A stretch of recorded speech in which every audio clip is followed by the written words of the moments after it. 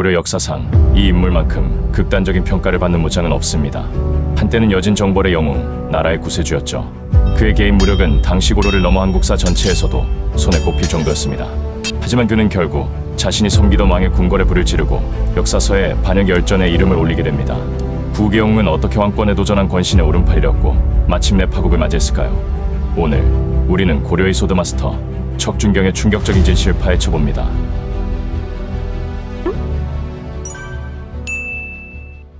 척준경은 황해도곡산 출신의 가난한 하급 평리 집안에서 태어났습니다.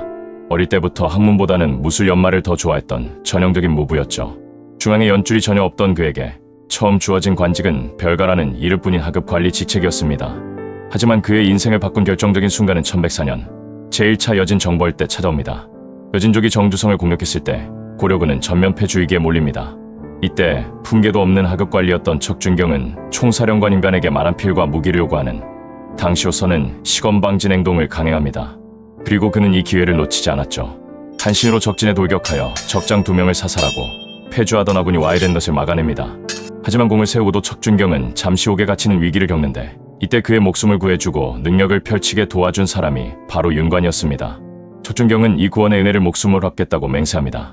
이 인연이 훗날 그의 영광이자 비극의 씨앗이 될 줄은 아무도 몰랐습니다. 윤관이 이끄는 제2차 여진 정벌에서 척준경의 맹활약은 그야말로 인간의 한계를 넘어선 것이었습니다. 첫 번째, 석성 전투. 여진족의 거센 농성에 윤관이 조바심을 들일 때 척준경은 지원군과 함께 단신으로 성벽을 타고 올라가 주장 여럿을 베어 죽이며 전세를 뒤집습니다. 두 번째, 가암목 전투. 병목지형에서 윤관은 여진대부대의 기습을 받고 포위되어 목숨이 위태로웠습니다. 동생 척준신마저 자살행위라며 만류했지만 척준경은 나는 한 몸을 나라에 바쳤으니 가만히 있을 수 없다. 늙으신 아버님을 부탁하마 한마디를 남기고 결사대 10명을 이끌고 적진으로 돌진했습니다. 그는 털끝 하나 다치지 않고 윤관의 활로를 뚫어 목숨을 구했으며 물러간 여진족 36명의 목을 베었습니다. 윤관은 눈물을 흘리며 나는 앞으로 너를 자식처럼 생각할 테니 너 역시 나를 아버지처럼 보라 고 감사를 표할 정도였습니다. 세 번째, 영주성 전투. 고려군이 대패 후 병력과 군량 부족으로 농성을 주장할 때 척준경은 홀로 맞서 싸울 것을 주장합니다. 그는 결사대를 이끌고 성을 나가 2만 여진군을 상대로 19개의 수급을 취하며 대승을 거둡니다. 다른 장수들이 누대에서 내려와 그의 손을 잡고 절을 했을 만큼 그의 공적은 독보적이었습니다. 이러한 전공으로 그는 지속적으로 승진하여 하급 무관 신세를 벗어났고 1122년에는 종삼품의 고위 문관직에 오릅니다. 그의 앞길은 탄탄대로처럼 보였지만 전쟁이 끝난 뒤 그 유일한 끈이었던 윤관과 오연충 등 상관들이 얼마 안 되어 사망하면서 그는 중앙정계에서 낙동강 오리알 신세가 됩니다. 이때 그에게 먼저 손을 내민 사람이 있었으니 바로 권신 이자겸이었습니다. 중앙에 연줄이 없던 하급 향리 출신의 무장에게 이자겸은 꿈도 꿀 수 없는 고위 관직을 보장하는 유일한 길이었습니다. 이자겸은 척준경의 동생을 병부상서로 초고속 승진시키고 척준경 본인도 판병부사 등 최고 권세의 자리에 오르며 사돈관계를 맺고 이자겸의 가장 든든한 무력 기반이 되었습니다. 그러나 이 위태로운 동맹은 1126년 이자겸의 난으로 폭발합니다. 인종 측 세력이 먼저 이자겸 일파를 제거하려 했고 그 과정에서 척준경의 동생 척준신과 아들 척순이 살해당하는 참변이 발생합니다. 감정적인 무인의 성격을 가진 척준경은 분노를 이기지 못하고 궁궐에 불을 지르는 반역의 죄를 저지릅니다. 결국 이자겸과 척준경은 왕을 협박해 남궁으로 옮기게 하고 고려의 모든 권력을 손에 넣습니다. 하지만 권세는 있었으나 뚜렷한 정치적 목적이 없던 척준경은 영리한 인종의 이간책에 흔들리기 시작합니다.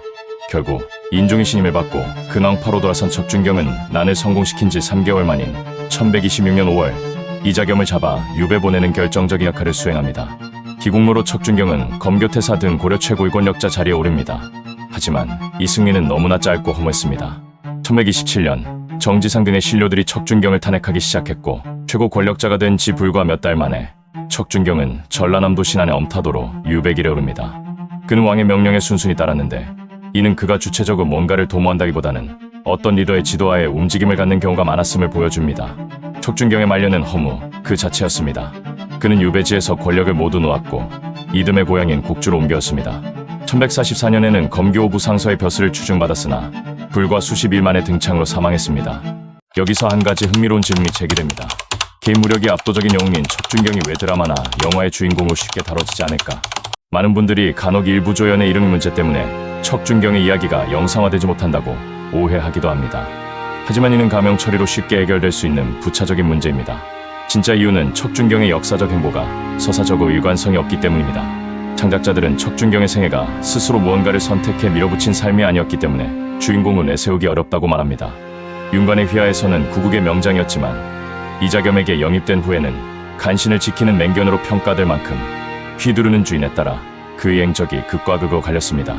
그를 미화하면 터무니없는 미화가 될 것이고 고증대로 묘사하면 힘만 센 바보가 되어 이리저리 휘둘리는 인물로 비칠 수 있습니다.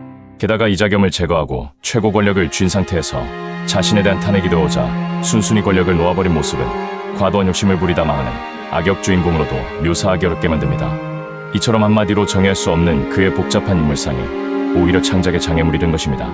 척준경은 가난한 형리 출신으로 오직 자신의 무력만으로 중앙 정계에 진출하려 했으나 정치적 식견이 어두워 이자겸에게 의존할 수밖에 없었던 한 무장의 비극적인 초상.